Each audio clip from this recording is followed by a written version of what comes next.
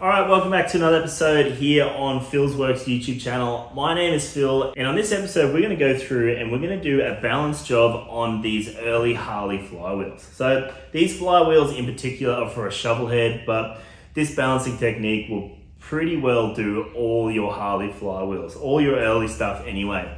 All your late stuff goes into like pressed pins with like welds and shit. All this early stuff, super nice, all bolt together stuff. All your late stuff is all cheaper made, cheaper manufactured.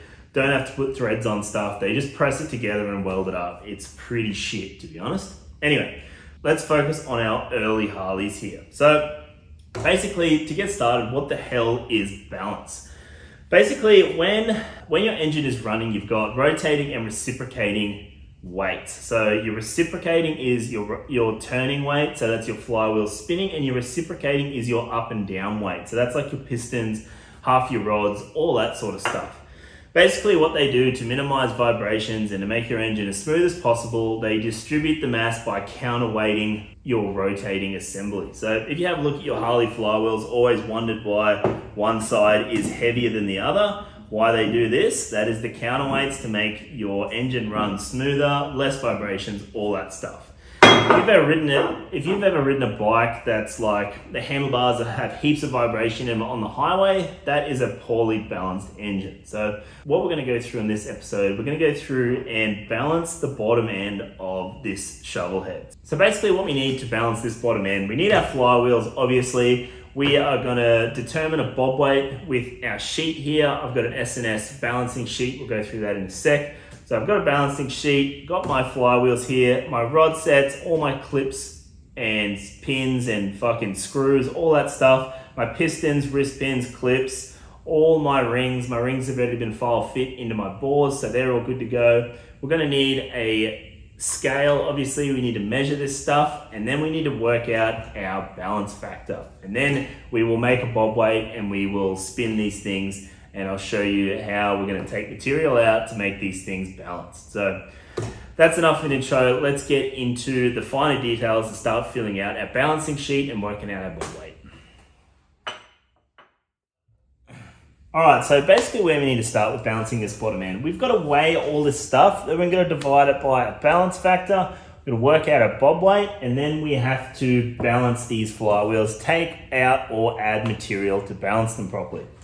So S&S make this really handy little balance sheet. It's actually pretty hard to find, so I will put the link in the description below. You guys can go on there. It's on page 9 of a stroker kit they sell. They give you this balance sheet at the bottom of it. So whatever, I'll give you the link. You guys just go down to the bottom, you'll find it.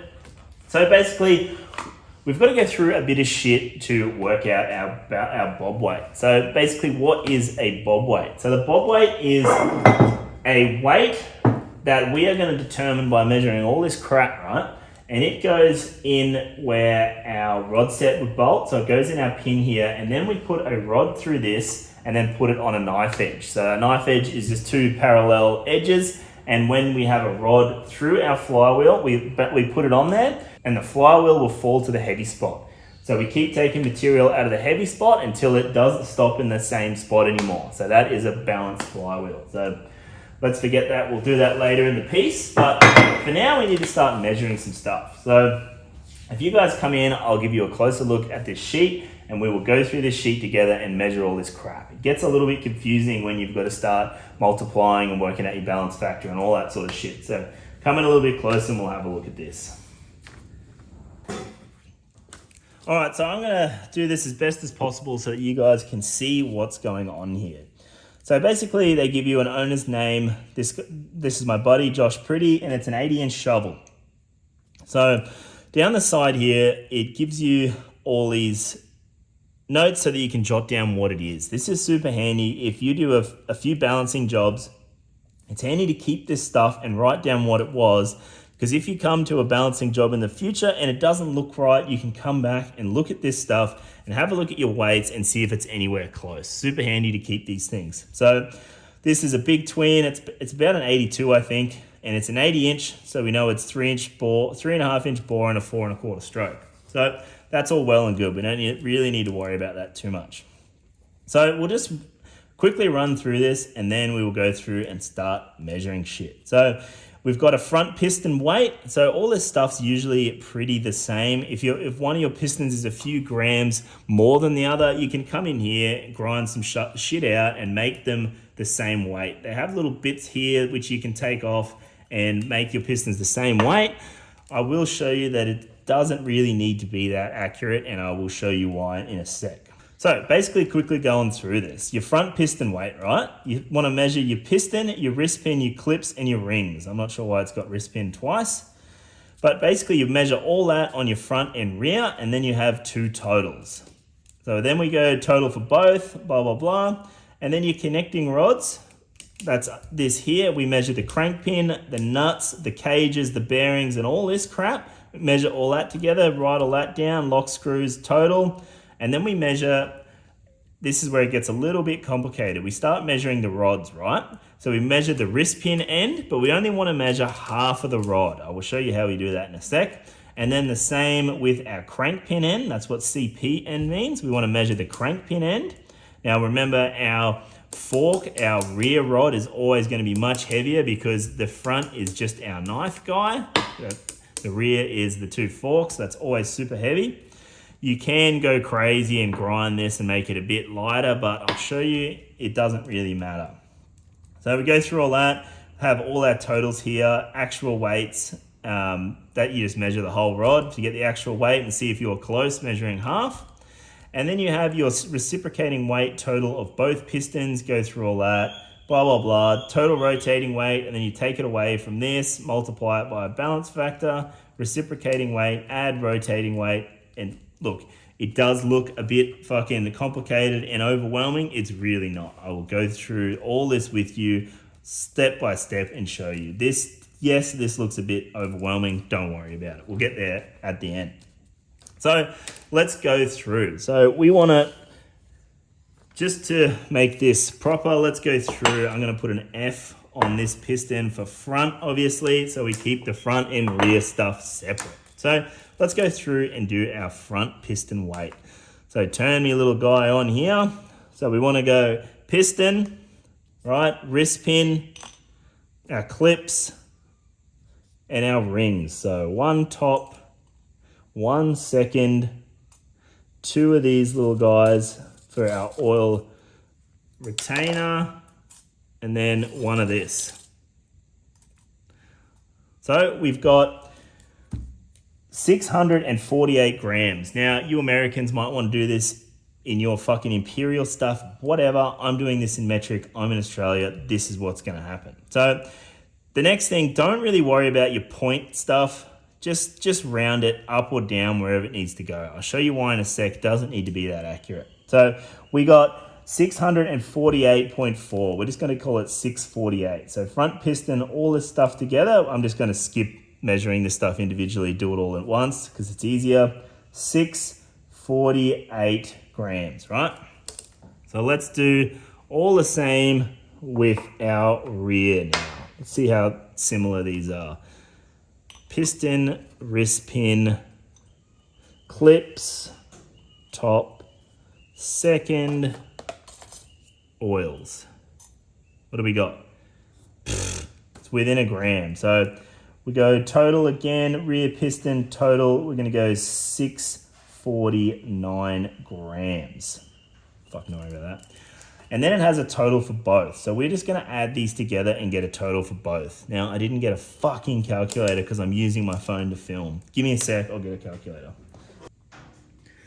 All right, shit, we're on. I found one.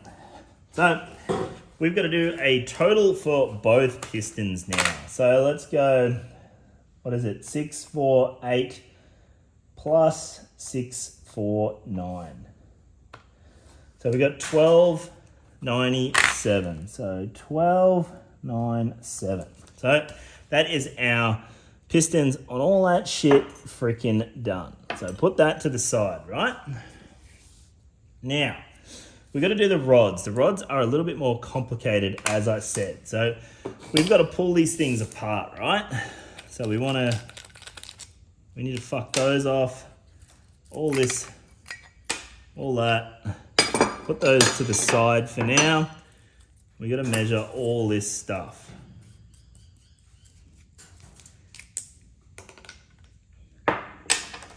All right, so looking at our fucking sheet here. Sheet says we want to measure crank pin, right? Crank pin, nuts, so both nuts. We want to measure the cages and the bearings. Cages, bearings, lock nuts, lock screws, and key. So here's our lock screws, clips, and the key. So the key is for our thing there. And we add all that. Obviously you're meant to do it individually. Once again, I've just done it all at once. Doesn't matter, it's just less crap in here to confuse you. So total is 739 grams. So we can put all this stuff to the side now. Now this is where it gets a little bit complicated. So we put all this stuff to the side. We don't need that anymore. Now we've got to do our rods, right? Now we're going to do these guys. So the way we do that, what does it say? So we want to start with the front rod. So front rod, we want to measure the wrist pin end first. This is our wrist pin. And then we want to measure our crank pin end. So the way we do that, so we've got to measure half the rod because half the rod is rotating, right? Half the rod's going round and round, and this half of the rod is going up and down.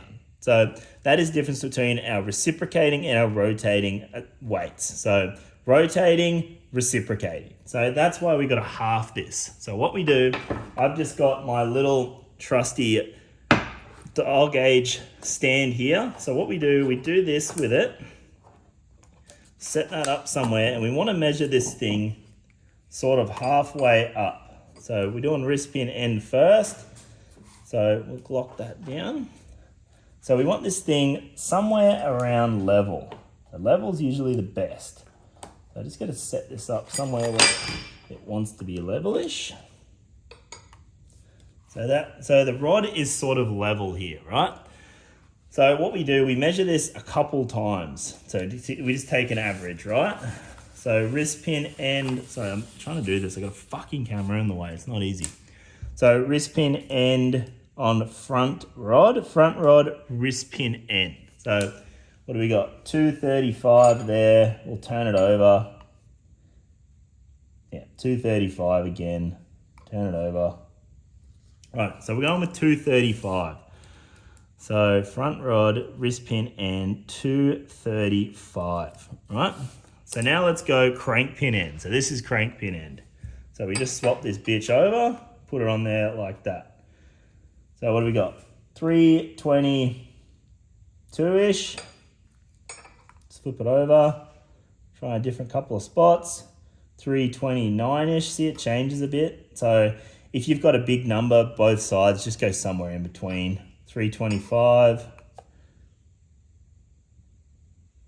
320. I think I'll just sit with 323. It's pretty close in between.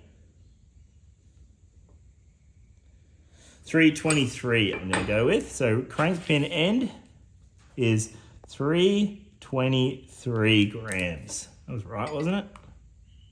Yeah. Right. So the total, so we add those two together now. So we're adding those two together is 235 plus 323 equals 558 is the total. 558. And then it says act weight. So that is the complete weight of this, right? So we just put that on and see how close we were. Not too bad. The actual weight is 563. So close enough. So now we do exactly the same with the rear rod. Now the rear rod's going to be a little bit different because we've got this huge ball on the end. So this is the big rear weight, right? So we're going to start with wrist pin end again. So we sit that on there. Wrist pins are usually pretty close. What we got there? 222. Yeah, 224 there. Yeah, so I'm going to go 224. That's pretty close. So wrist pin end is 224. And now, obviously, our crank pin end is going to be freaking heavy. There you go. So we got 510, sort of 490. Like I said, we want to shoot somewhere in between that. 505.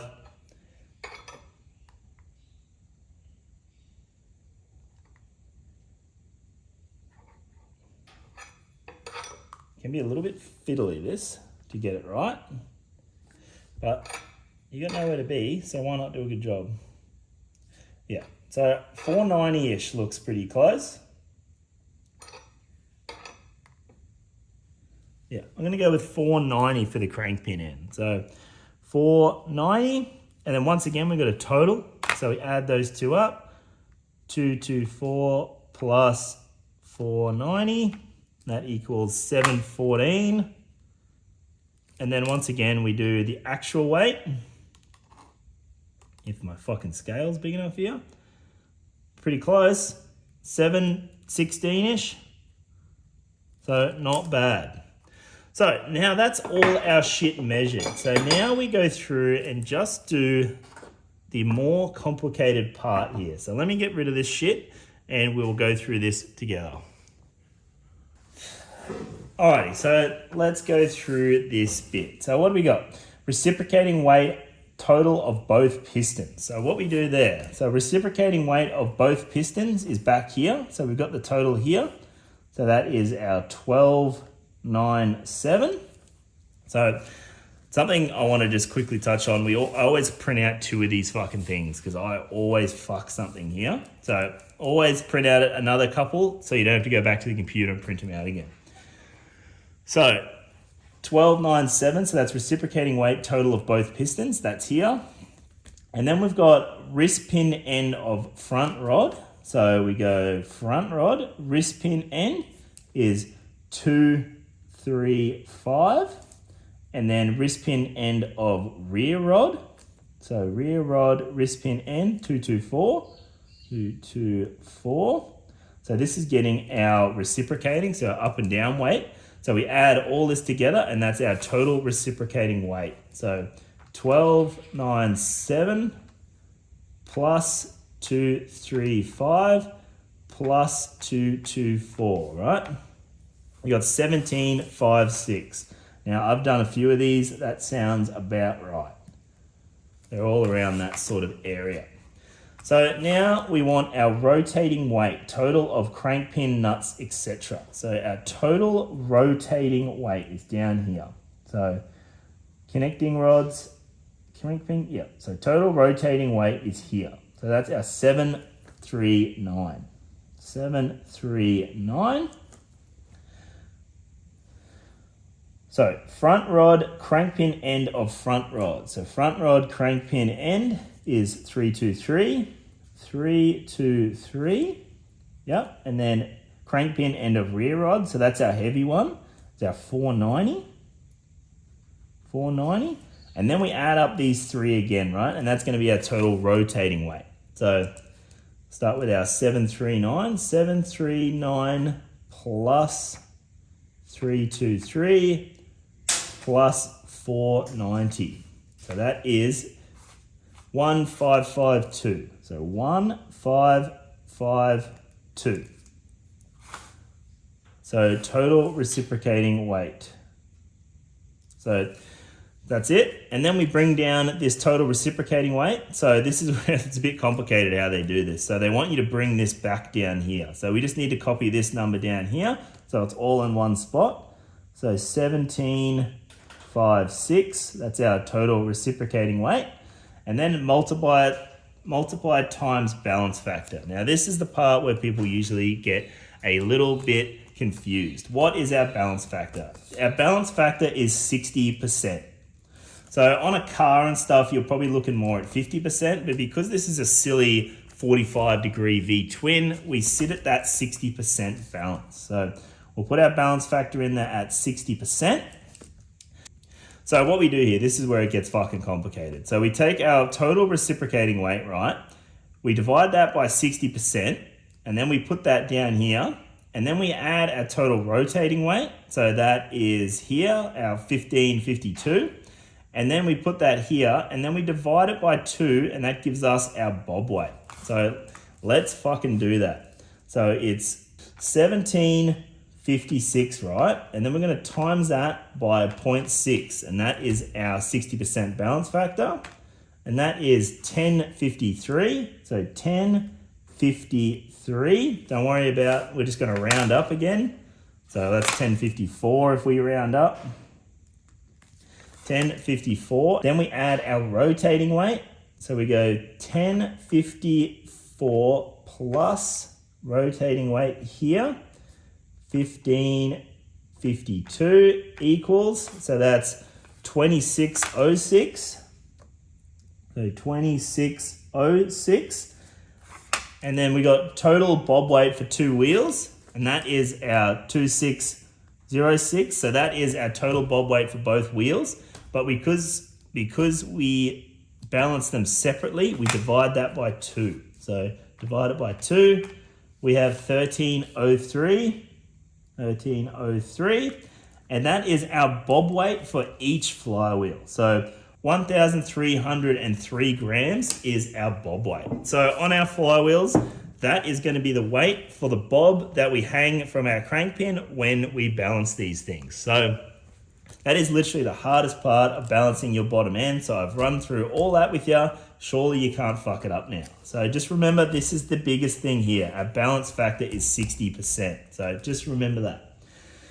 So now that we have worked out our bob weight here, we need to go and start balancing and taking material out of these or adding it depending on which way it needs to go. So I'm going to clean this shit up and then I will show you our bob weights and how we're going to balance this thing.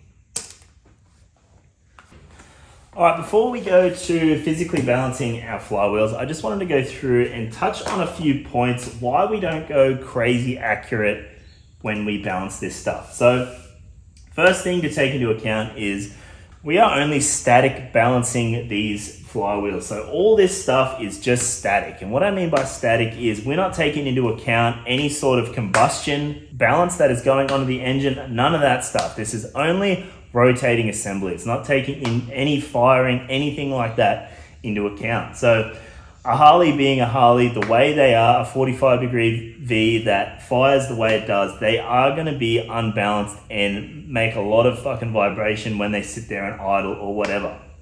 That's why this is just a static. We're not taking into account that combustion, that all that pressure of the piston pushing down on our flywheels. None of that's taken into account. So we don't need to go crazy on this. The second thing is we are only measuring all this stuff dry. So what you'll be surprised about is how much weight the oil is gonna affect this stuff. So it's all dry. What's an engine got? Engine's full of oil. So these things are gonna be covered in oil, which are gonna change their weights.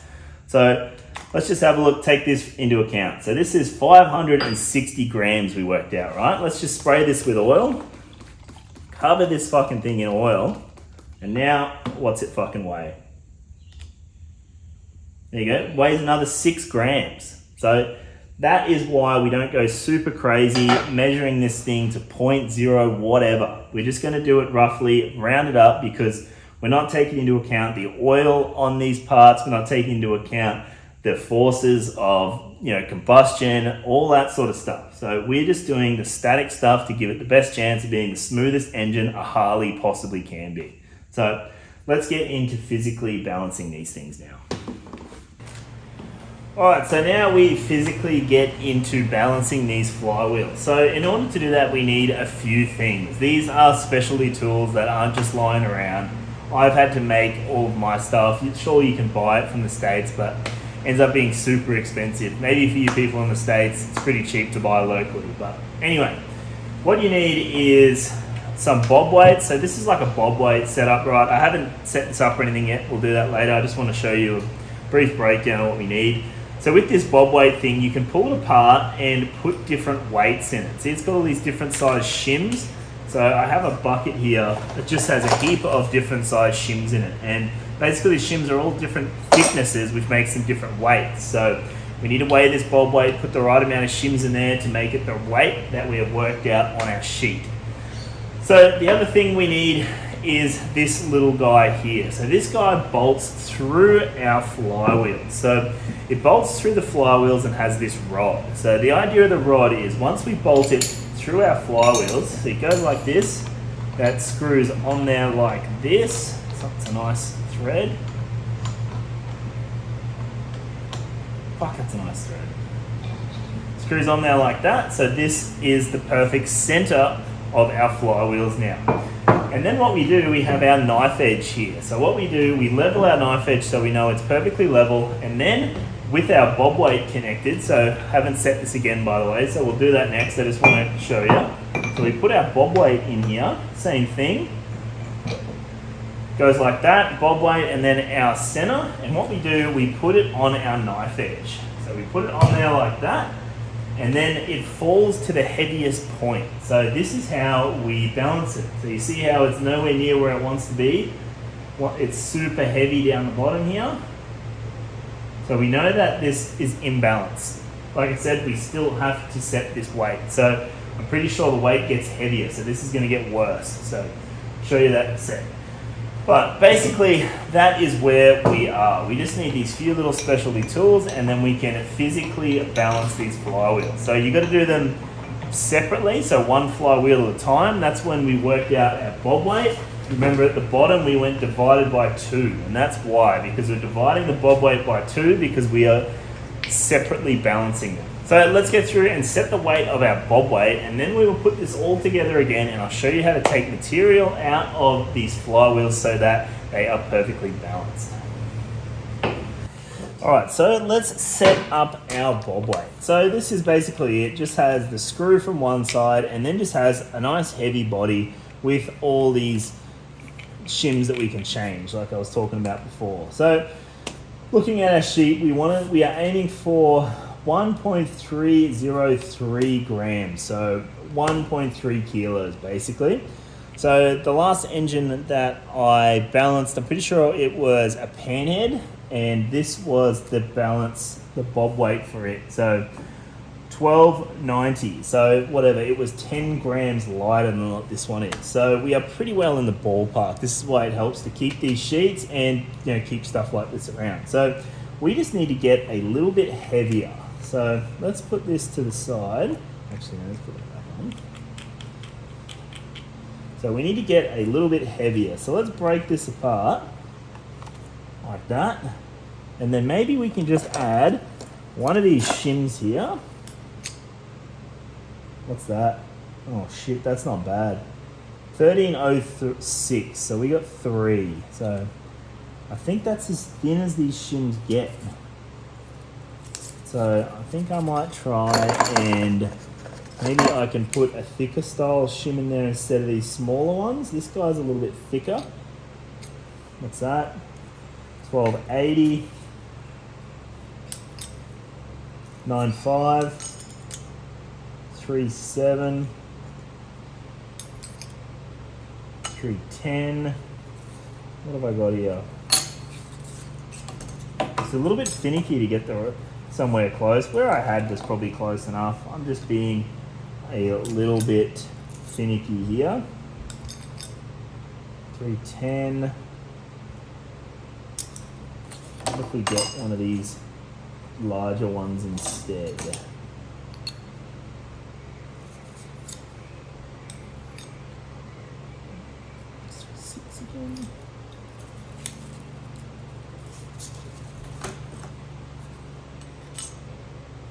There you go. 1302.5. So that is more than close enough. So that is pretty well bang on there. Let me put my little shims away here. So that is the bob weight we are chasing. Let's try it again. Oh, why isn't this not? Why is it not freaking? Let's zero this and try it again. Fucking 1302. So that is close enough. So we had 1303. So we're within a gram. That is more than close enough, like I said. So what we do now, so we want to get our freaking knife edge here, right? So in order for this to work properly, our knife edge has to be horizontal. We just get our level here, and I'm just going to put the level on here so you can see it. So you see the back needs to come up a bit. So handy thing about these washers, you can just use them and sort this out. So washer at the back here, washer at the back. Let's try it again. More. So let's get a bigger washer. I'm just going to put one in the middle because I'm going to be lazy here. There we go. Spot on. So we're going to go with that. And we're not going to move this. So you can't move this once you've leveled it because that is where it needs to live. So now all we do, we get our flywheel here. We put our center in. So this is a little guy that has the taper on it. This has the perfect taper and everything that lines up with our flywheel. They aren't all the same. You've got to change them when you're doing early flywheels and late flywheels and all sorts of shit. So that there, and then let's put our bob weight on. So jam that on there, do this up, and this is our physical bob weight. So let's put it on here and see what happens.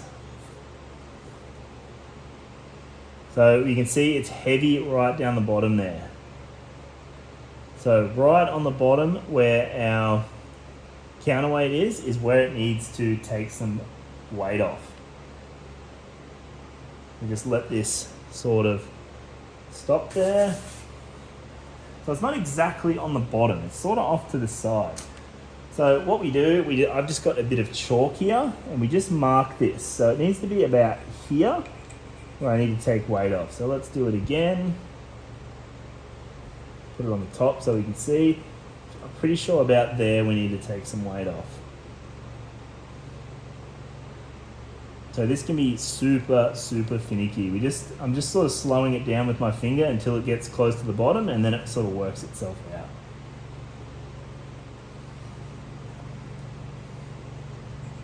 Put on this side too so I can see. So somewhere here. Yeah, so now what we do, like I said, leave that knife edge there, you can't move that. So now what we need to do, we need to drill some holes in the heavy spot. So drilling holes in the heavy spot is going to make it lighter, so it doesn't want to stop in the same spot twice. So basically what we do, we just go over to our humble drill press and drill some holes in it. Now you can see someone's been chasing this already. So you see there is existing holes in this. So this is our heavy spot and someone's already been hitting these spots. So I always like to drill the holes on the inside so you don't see them. It makes it a bit nicer, but obviously someone's gone and punched a couple holes out of this thing in a few places. That one's timing. But so I'm going to come through here and I think I'm going to put one right here, sort of beside these guys. So we can add to these if it doesn't want to line up in the right spot. So what I like to do, I like to make sure that they are all symmetrical. It's a little bit hard on flywheels like this that have already been fucked with, but I like to make sure my holes are all in line. So let's go over to the drill press and knock out a bit of this weight. Alright, so I just came through and I scribed a line along here. It's probably hard to see, but so if I need to put any more other holes, I can put them along the same radius. Now I also center punch. Center punch is also a handy way to make sure your drill doesn't wander. So what I'm going to do, I don't want to drill too much. Like anything, it's easier to take it away than it is to put it back. So we want to go little bits at a time. So we're just going to go through, do a hole maybe a couple mil deep, and then we'll go back and try it.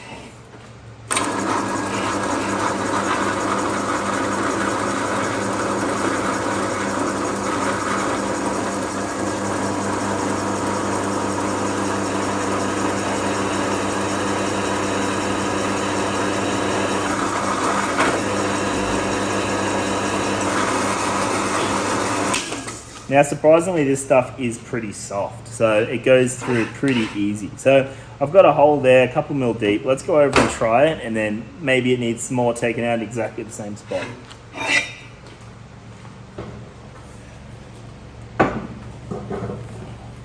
Alright, so same thing repeated. We just do put this all back together in the same way like we had it before and just see if that's changed anything. You'll find it won't do much, and then suddenly it'll do heaps. So you just want to really sneak up on it before you go crazy and take a heap away. So let's have a look. So it still has a bit of a fall, so it gets pretty fast towards the end, so there still must be a little bit of material to go. Let's just see if it stops in the same spot. Like I said, I'm just slowing it down with my finger, I'm not manipulating it.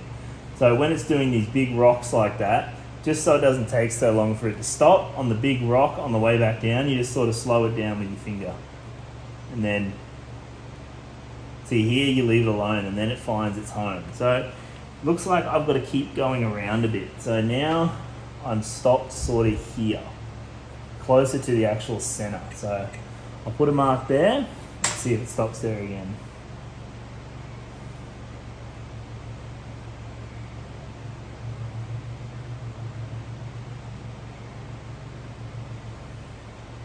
Right, so we're somewhere there. So we've got to come through and take some material here now. So hopefully that line I've put through there intersects that nicely and we can make another cut there. So that's why we didn't want to take out too much there, because sometimes it just sort of pushes the weight elsewhere. So I'll go through, I'll mark this next hole and we'll drill it again.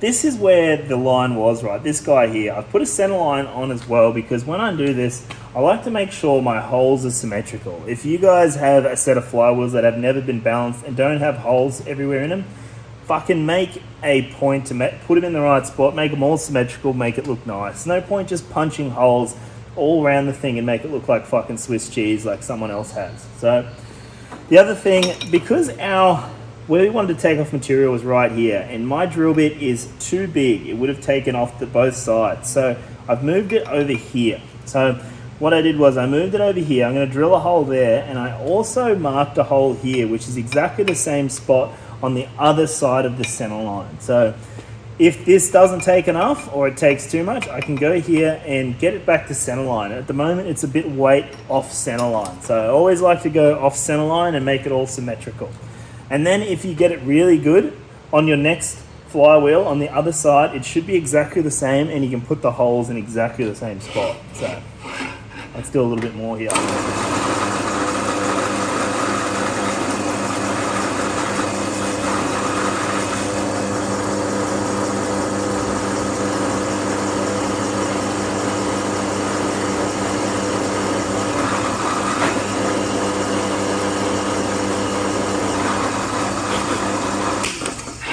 Alright, let's see how that went.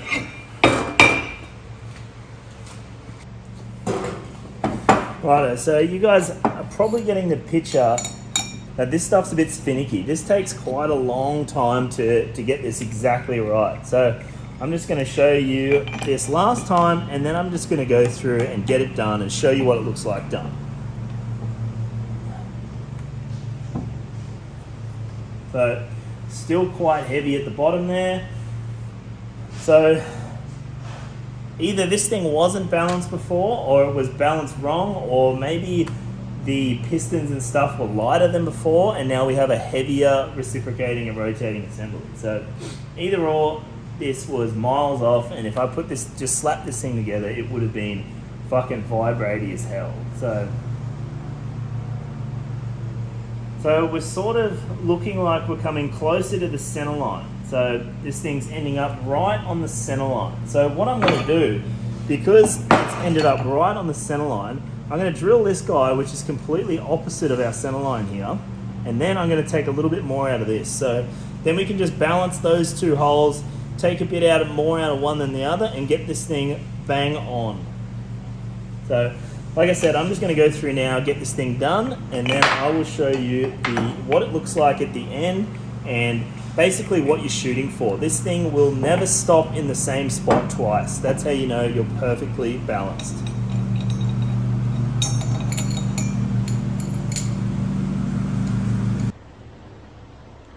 All right, so this is the outcome you want. So you don't want this thing to fall anywhere. So I can stop this in any position with my finger, and you see it doesn't want to fall anywhere. See that? It's all perfectly weighted. So this is a balanced flywheel. This is what you are looking for. You don't want this thing to roll away or try and find the heavy spot. This is exactly what you're looking for. So something I want to show you. See, these were the existing holes, so just forget about those. These were the holes I added. So I needed to take heaps of material right in the center here. So instead of blowing these holes straight through the center, I put them offset. So I drew a center line here and then made these holes exactly the same off the center line. So if it needed to be a bit heavier on one side, I could take it out of one of these holes, or the other side, vice versa. So that's the way to do it instead of punching this full of a heap of holes here. So like I said, this is exactly what we want. This is a perfectly balanced flywheel. It doesn't want to fall anywhere. It just likes to live everywhere. This is the perfect outcome. So once you get close to it being like this, you want to slowly take less and less out of each hole every single time. Otherwise, you'll just be chasing your tail. If you take too much here, it's going to want it taken out opposite down here. Take too much there, it's going to want opposite over here. So just take your time, do little bits at a time when you're getting close to the end, and you will end up with a nice little outcome like this. So anyway, this is my sprocket side. So I'll go through and I will balance up my pinion side exactly the same bob weight. I do have to change the center. If you guys are machining these at home, your center for your flywheels are gonna change. So you see I've got all these different centers here. So different size tapers and whatnot. So doodads even have a different size bob weight taper, and this is for early stuff. The pin size, your crank pin size changes on early stuff. So just keep that in mind. So same bob weight, just gonna change my centerpiece to go in here. I believe it's this one, just like that. Just gonna change that and then balance this guy, and then that is going to be our flywheels completely balanced here. Right, so I thought a time lapse would give you a good idea of how many times I actually do this. So that was 1, that's 2, that's 3, 4, 5, 6, 7, 8, 9, 10, 11, 12, 13, 14, 15, 16. That must be it. 17. Fucking hell. 18. Right, I hope you guys got a good indication of how long this actually takes from that time lapse. I have no idea how many times I've taken this apart and drilled it, so hopefully I'll count it while I'm doing it. But basically, this is as close as you need to get it. Like the other one, I got it pretty good, but this one it just starts to fall a little bit. See how it's got that little bit of fall there? Don't fucking worry about it.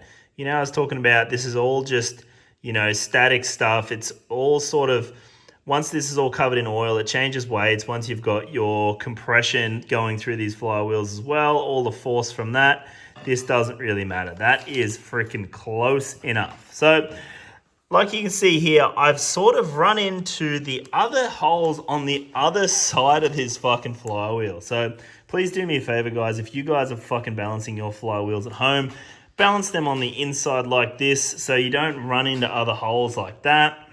Sure, if this happens to you, don't fucking worry about it. It is not gonna affect anything. The other thing I wanted to talk about, I'm only taking away material at the moment because Harley flywheels are exceptionally heavy. They can cop losing a bit of weight. A bit of weight makes them more revvy, makes them a bit more snappy. So I'm always trying to take the weight away because it's harder to put it back in. Now, if this is all fucking Swiss cheesed out and you need to put weight back in, you need to drill and tap these, right? To put weight back in, you drill and tap them, right? And then you lock bolts in there with Loctite as tight as you can and then cut the bolts off. That's how you put weight back in. I've seen people try and weld these up and shit. It doesn't work out very well. A lot of times as well, they will tap these things and they will pour lead in there. Obviously, lead is heavier than steel. So there's also another material they put in. I forget what it's called. If you guys know what it is, chuck it down in the comments. But they put heavy materials in this. So they drill and tap them. So when they pour the heavy material like lead in there, the lead will get caught in the threads, right? And then it can't come out. So you're in big trouble if one of these things comes out while your engine's running. That's why we drill and tap these.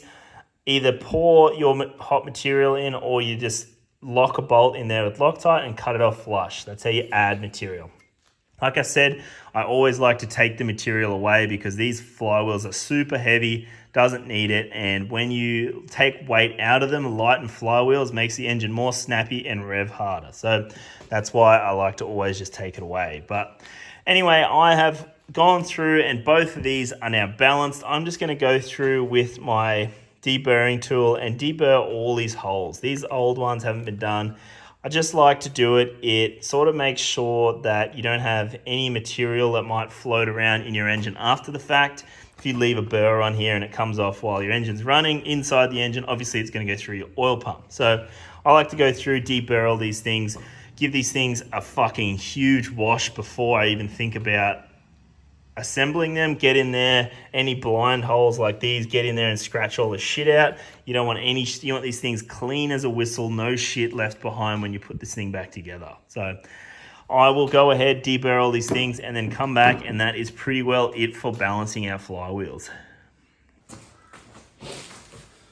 All right, so I've gone through, I've deburred all my holes, cleaned up my flywheels here, and I'm ready to true them up. So that is the next step in building our Shovelhead. So in the next episode, I'm gonna go through and show you step by step how we're gonna true these things up. I'm gonna go through what torques we need to tighten these bolts to, how I do it, how I do the truing stand, and how I work out how to make these things nice and true. Now, I have pretty well everything to put this engine together now. I've got the heads done, I've got the barrels done, new pistons, new rings, all that shit, and I need to get this thing done. So if you're lucky, I will have a few episodes out in the next few days completely rebuilding this Shovelhead top to bottom. Now, a lot of people ask how they can support the channel. I'm currently out of my shirts. I'm completely sold out, thanks to everyone that's bought one. But in the meantime, you can help me by commenting, or subscribing. That helps my video gain traction, gets more views, and in the end gets me paid. So please, guys, if you haven't already, chuck a like. If you haven't, jump over to my Instagram and give me a follow and keep up to date with the things I do from day to day. So if you're following along, keep an eye out. I will hopefully have a truing video out in the next couple of days, but thanks for sticking around and I'll see you then.